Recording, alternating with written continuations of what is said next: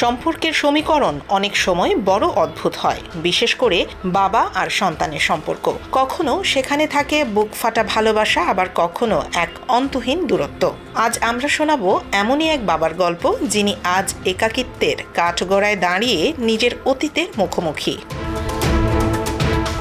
একটা সময় ছিল যখন ঢাকার মিরপুরের উত্তাল দিনগুলোতে এক বাবার জীবন কাটত চরম ঝুঁকিতে। শত্রুপক্ষের হুমকি, কাফনের কাপড় পাঠানো আর ছেলেকে অপহরণের চেষ্টা, সব মিলিয়ে সন্তানকে বাঁচাতে বারবার স্কুল পরিবর্তন করতে হয়েছে তাকে।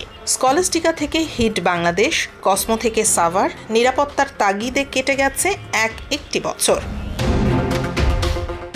কিন্তু ট্র্যাজেডিটা অন্য জায়গায়। নিজের অজান্তেই এই বাবা তার নিজের বাবার সেই কঠোর স্বভাবটি নিজের ভেতরে ধারণ করেছিলেন। সন্তানকে ভালোবেসেও মুখে বলতেন অপদার্থ। কখনো প্রশংসার একটি বাণীও শোনাননি, পাছে ছেলে উচ্ছন্নে যায়।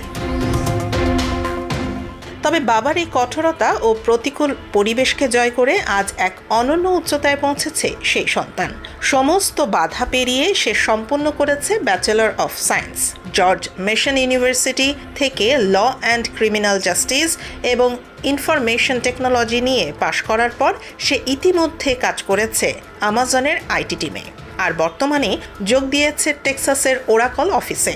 শুধু তাই নয়, বাবার অপূর্ণ স্বপ্ন পূরণ করতে সে এই বছরের শেষে ভর্তি হতে যাচ্ছে জুরিস ডক্টরাল বা আইন পেশার সর্বোচ্চ পড়াশোনায়। ছেলে আজ ঘর ছেড়ে বহুদূরে টেক্সাসে, আর টেক্সাসের এই দূরত্ব আজ বাবার বুকে এক বিশাল শূন্যতার জন্ম দিয়েছে।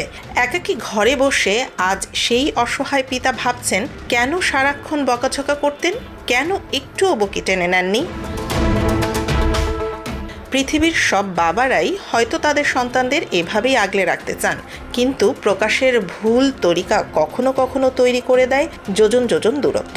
তবে এই দূরত্ব ভেঙে একটি ফোনেই হয়তো দূর করা সম্ভব সব অভিমান। টেক্সাসে থাকা সেই সফল সন্তানের জন্য রইল শুভকামনা।